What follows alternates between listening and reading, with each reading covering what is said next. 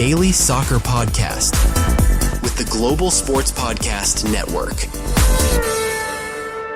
Welcome everybody to the Daily Premier League podcast. My name is Ken Davis. It's Wednesday, the 17th of September. And I normally, when I do these podcasts, I'm joined by Nick Britton, my old mucker, my old mate, but not today. I'm joined by another Nick Bird, who you'll know well anyway, because he's done a million of these podcasts in the Daily Premier League podcast series. So very good evening to you, Nick. Good evening to you. I'm happy to be joining you for the first time. Yeah, it's exciting. First time we've done one together, and I'm very much looking forward to it because I enjoy the work you do on your podcast on this.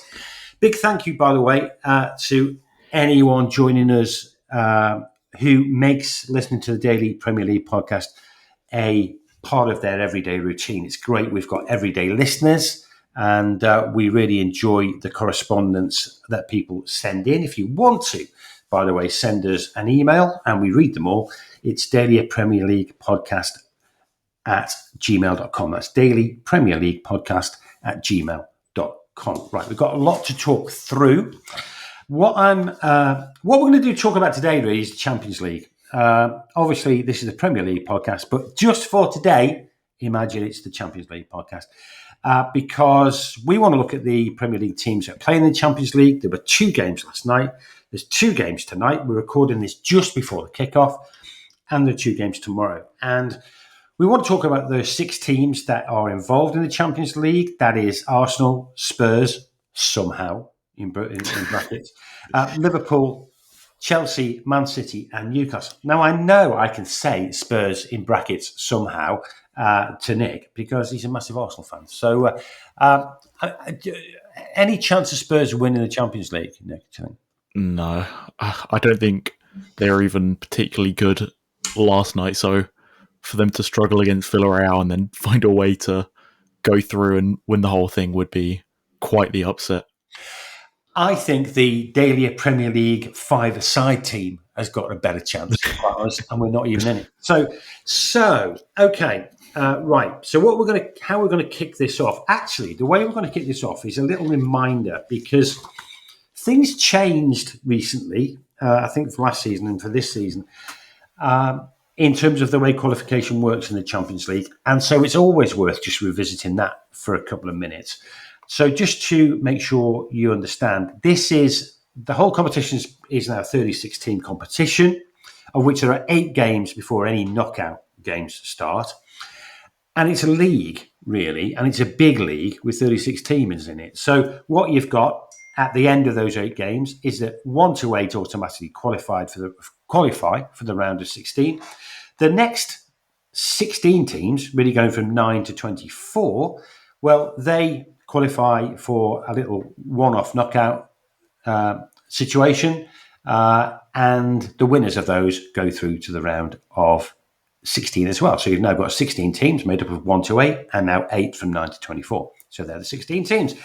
25 to 36, well, they go home, and they don't even go into the other competitions, which is a bit different. But so that's how it works. Right. Without further ado, there were 2 games last night. Let's talk about one closest to your heart first, Nick, which is Atletico Bilbao against Arsenal. Arsenal rampant, I would say. What was your take on that? I actually think we were quite poor, especially coming off the weekend where I think it was definitely our best performance of the weekend.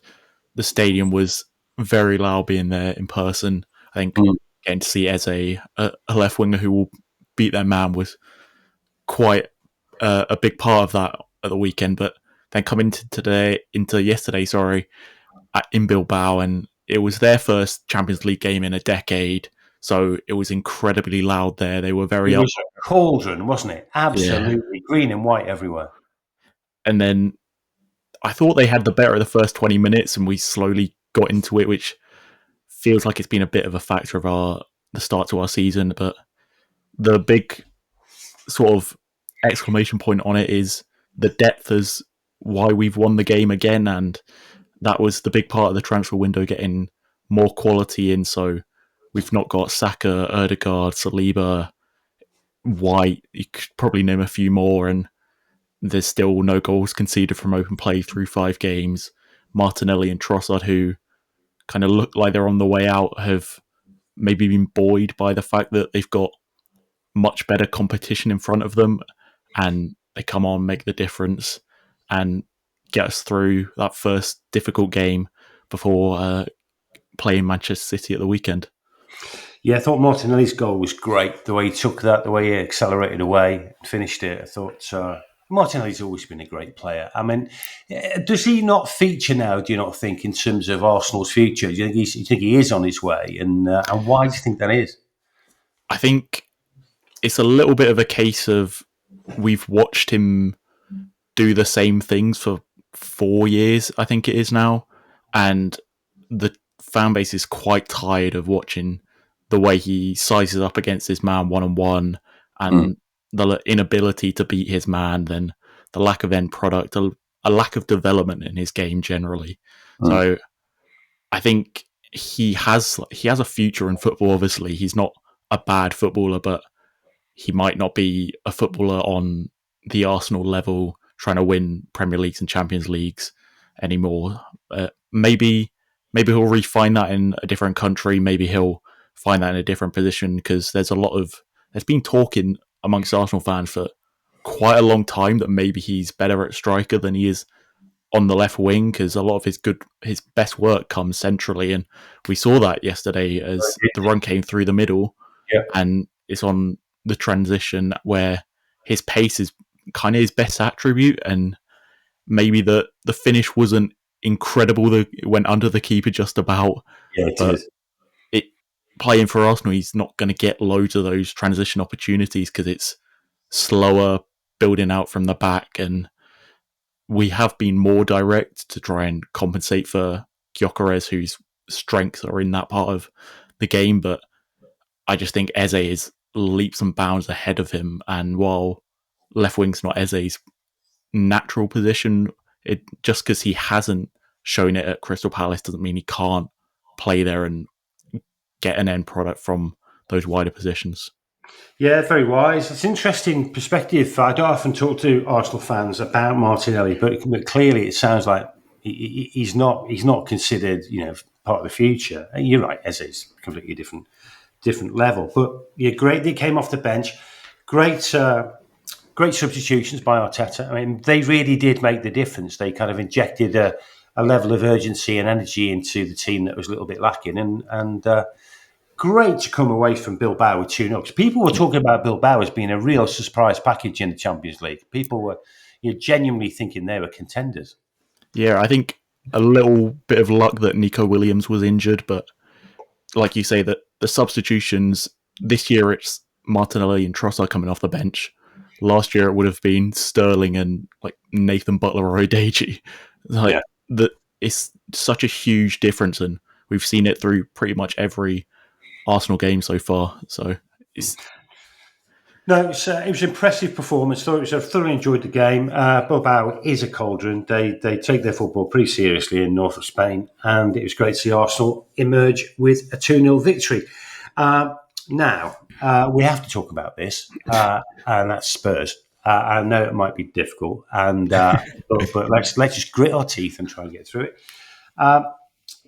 Spurs won in the Champions League. They won. They beat Villarreal 1-0. One of the more bizarre goals that I've seen in a while. I don't know if you caught that goal, Nick, but it was essentially as much of a goalkeeper own goal as you'll ever see.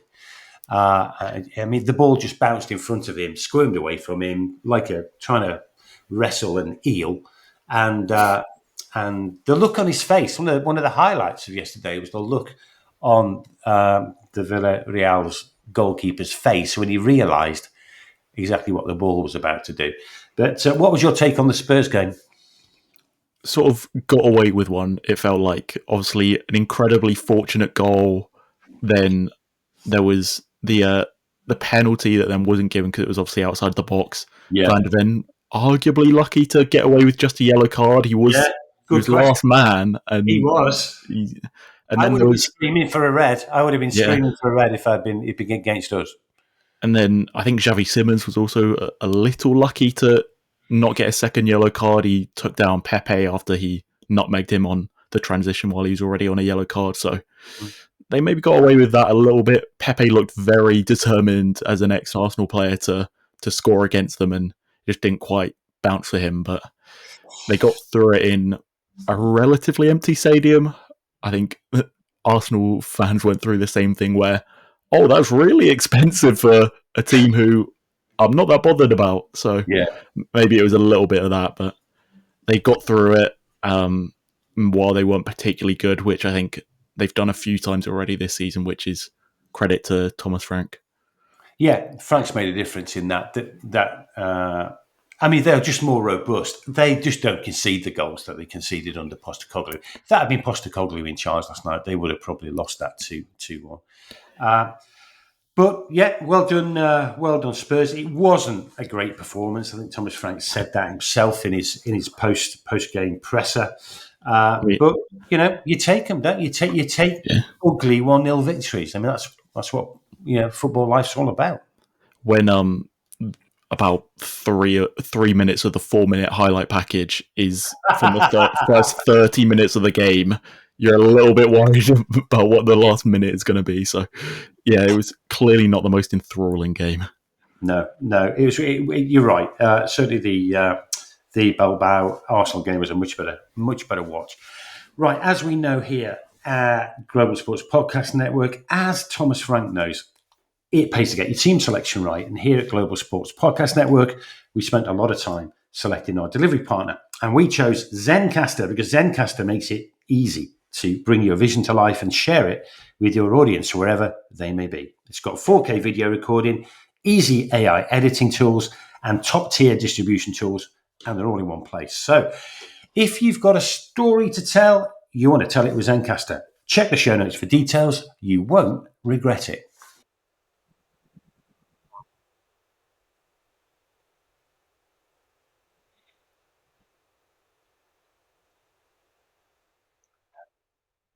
Right, okay. Part two of a very interesting podcast with myself, Ken Davis, and Nick Bird. Enjoying this.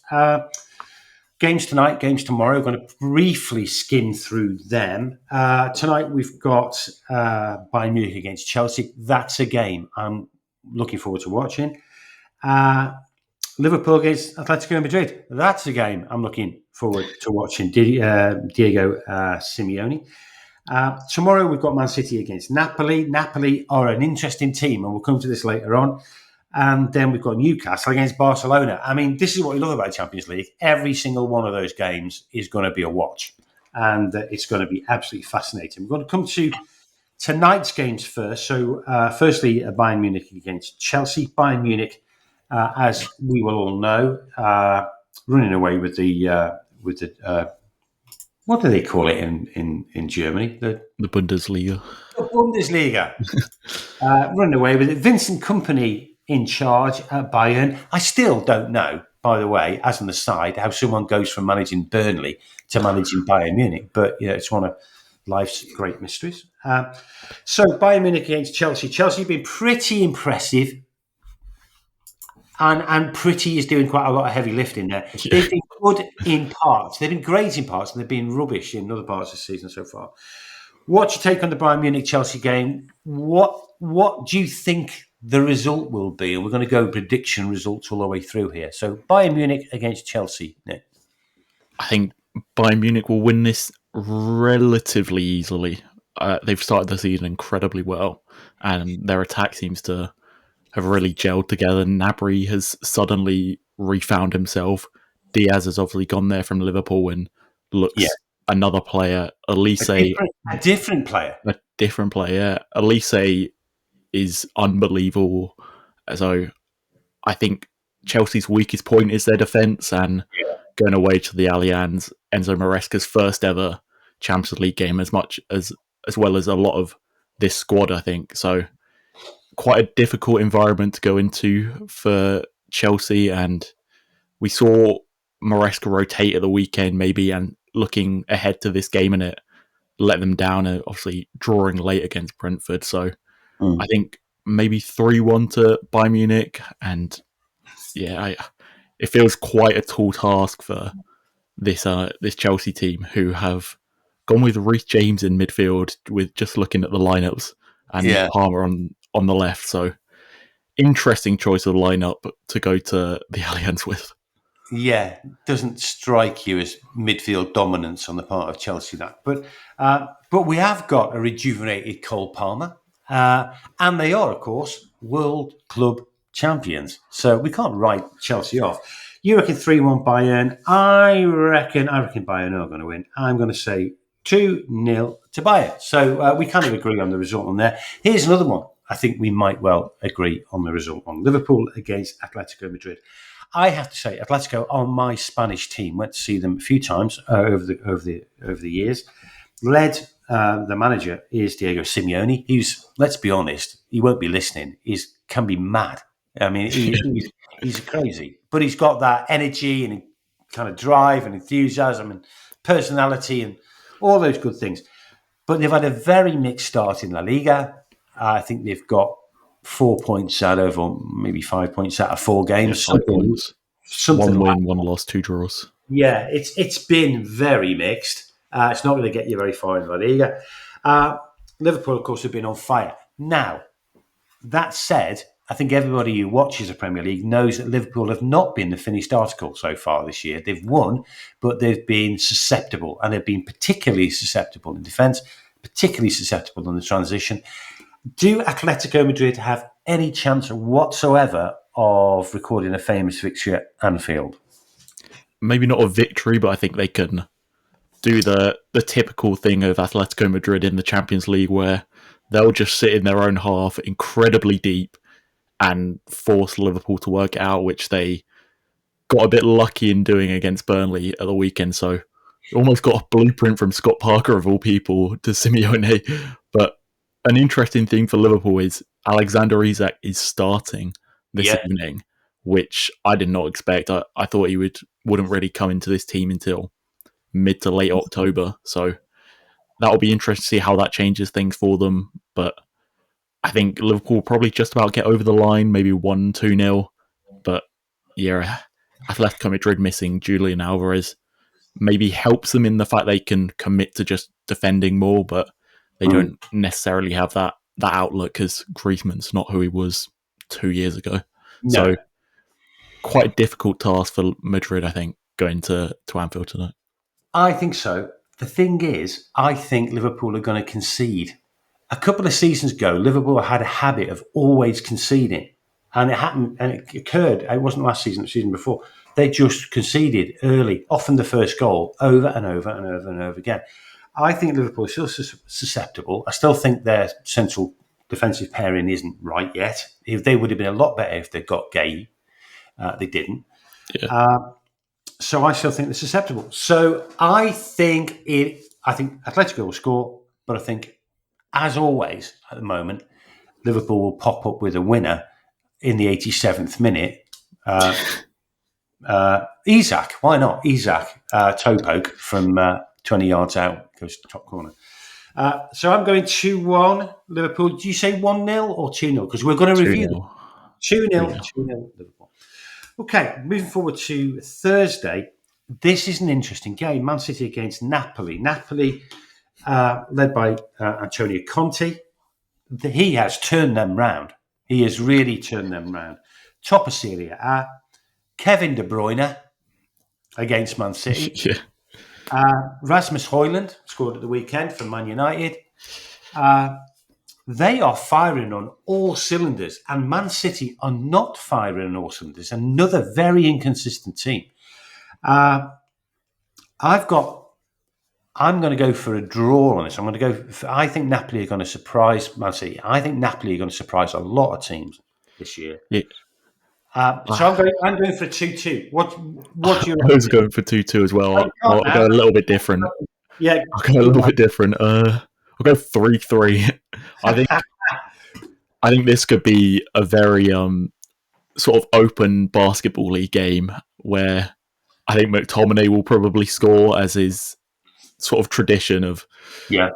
people coming back to haunt not necessarily an ex team in this case, but an ex team's rival. So especially going to their Etihad, I think McTominay will be involved somehow. De Yeah. Bruyne, you feel, will be involved somehow. Yeah. And Højlund, you brought him up. I watched a little bit of the game in the weekend. Just looked a completely different footballer. It's mental what a change of scenery can do for someone. Well, yeah. We're coming out of Man United. I mean, that Man United shirt weighs heavily. We've seen it over and over and over again. I don't know why it does, but players just seem released when they go when they leave that club. Anyway, we shall see. But what we are predicting is lots of goals. So if you've got one game to pick in the course of the next 2 days, it sounds like the Man City Napoli might be the one to watch. And finally, somewhat. You would have been surprised to announce this fixture a few years ago. Newcastle versus Barcelona. Absolute classic. St. James's is going to be absolutely rocking. But, Barcelona are Barcelona. Hansi Flick is Hansi Flick. Lamine Yamal is Lamine Yamal. Have Newcastle got any chance whatsoever? I think obviously Newcastle's attack is incredibly quick. And I think they will definitely score. Obviously, Gordon hasn't been available in the league due to his red card. He'll be available for this game and with a lot of energy, you imagine. And I'd be surprised if they didn't expose that high line. But I think Barcelona will just have a little bit too much for Newcastle. Sort of probably, I'll go with 3-1 to Barcelona. We'll see if Yamal plays. I think he's still a little bit of a doubt, but their depth is so good, but it shouldn't really matter for them. But again, Newcastle, their physical play, it will be interesting to see how Barcelona deal with that kind of brute force of Guimaraes, Tonali and Joelinton in the middle. They won't really have that sort of thing to come up against in La Liga, so maybe Newcastle will cause them a little bit of issue with that. Yeah, I think they will. I think Nick Britton, who I often do this podcast, considers the Newcastle midfield to be the best midfield in the Premier League. Now, that's Nick, and I should say never take what we say seriously. But he sees a lot of them. He sees a lot of Newcastle, and he really rates it. And I just got a feeling there's going to be an upset. I think everybody thinks Newcastle, they do now have a strike force at last. They do have a remarkably talented midfield. They have got 50,000 crazy people blowing the ball into the net. I am going to go for 2-1 Newcastle victory, and so I've got you down as a 3-1 Barcelona. Yep.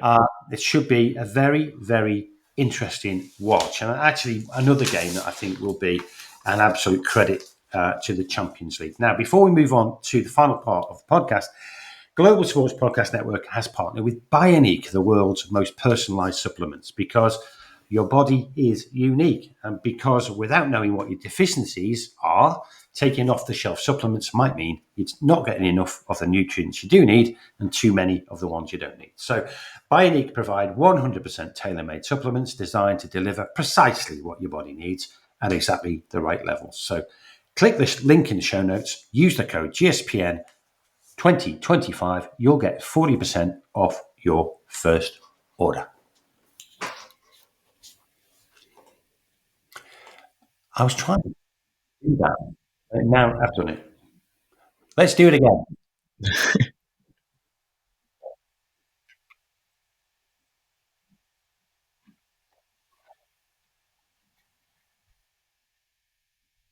Right, sorry about that. I'm normally so much slicker at doing those kind of things at that, but I pressed the button too early, and then nothing happened. But you know that because you didn't hear it.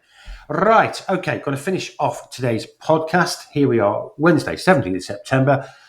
The games tonight are about to kick off, so we all want to go and watch those games. But what I'm going to ask you, Nick, is two final questions for the podcast. First one is, who's going to win the Champions League? Second one, which English team will get furthest? They may be the same one, maybe the same answer, but over to you, Nick. Who's winning it, the whole thing, and which Premier League team is going to do best? I'm going to, perhaps controversially or perhaps biasly, pick Spurs, my own boys. Spurs. No, I'm gonna go with Arsenal. I think the Wow. squad is more built for the Champions League potentially, and sort of the tactical setup's more suited to the Champions League than the Premier League. The ability for this Arsenal team to just lock things down is remarkable.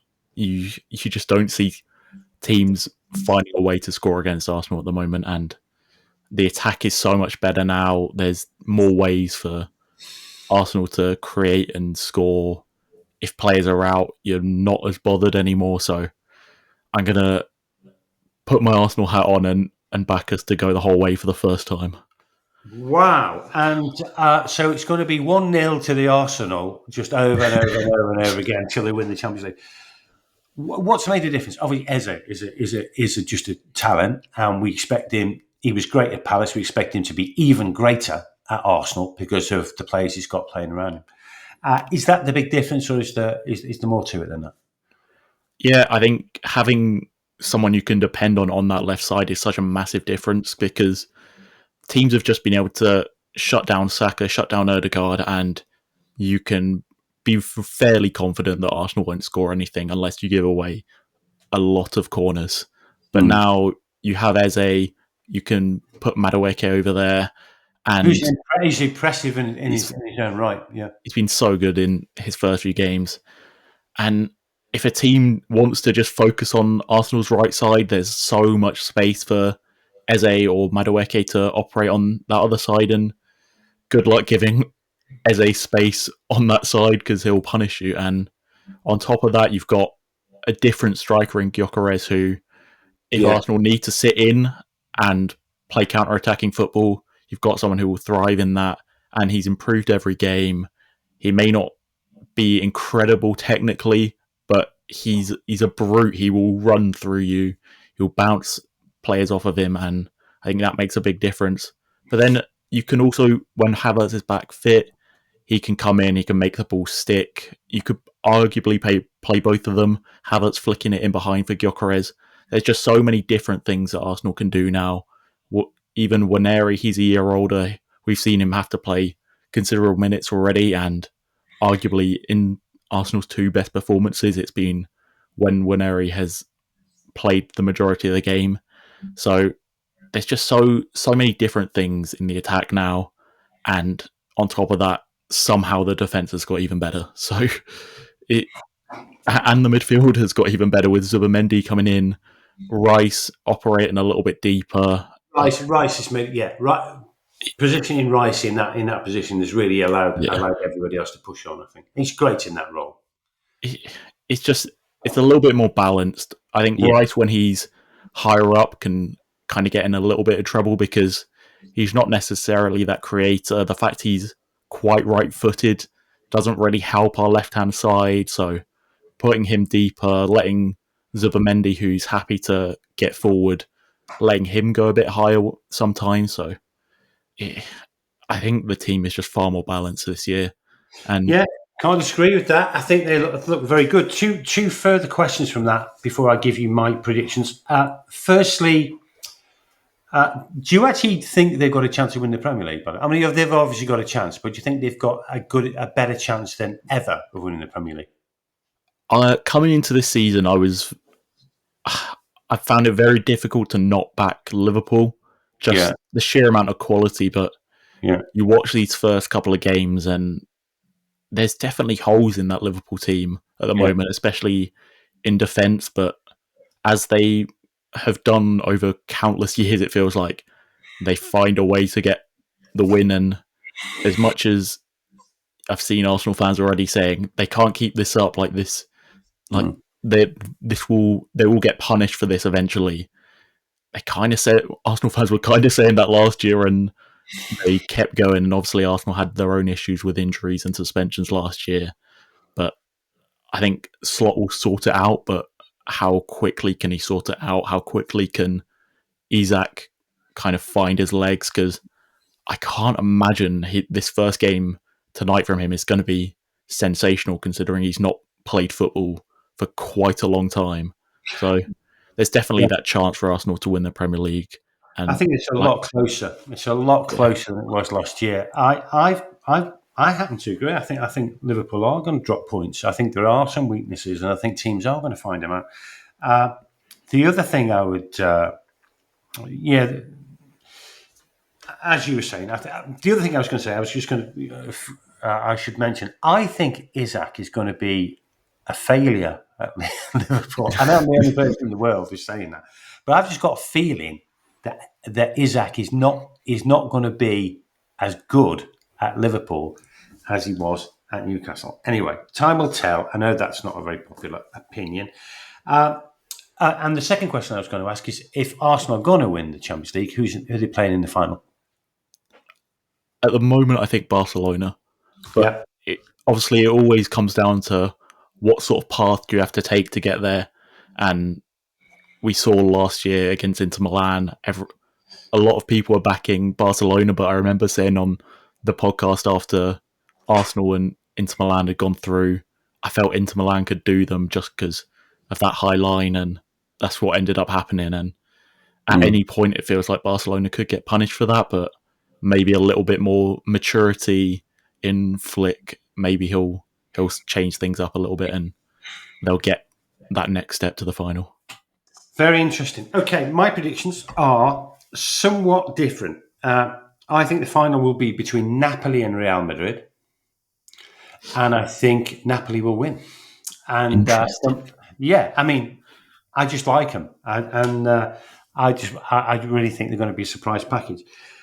Who's going to be the English team that goes furthest? I think Liverpool will go furthest. I still think Liverpool have got.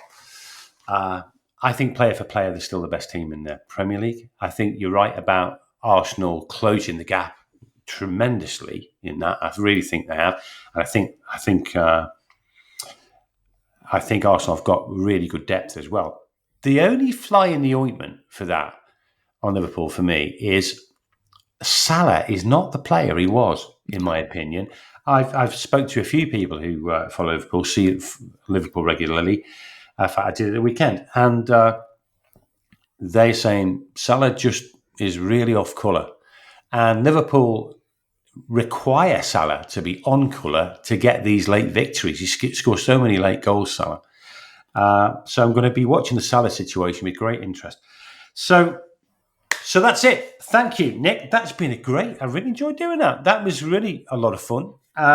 So thank you very much indeed. We'll be same teams back tomorrow when we're going to be talking about. We might talk about some of the European competitions that take our eye. There's more than one. There's Europa League that we may well have a quick skirt through tomorrow. But that's been the Daily Premier League podcast. Hope you've enjoyed that. Join us tomorrow.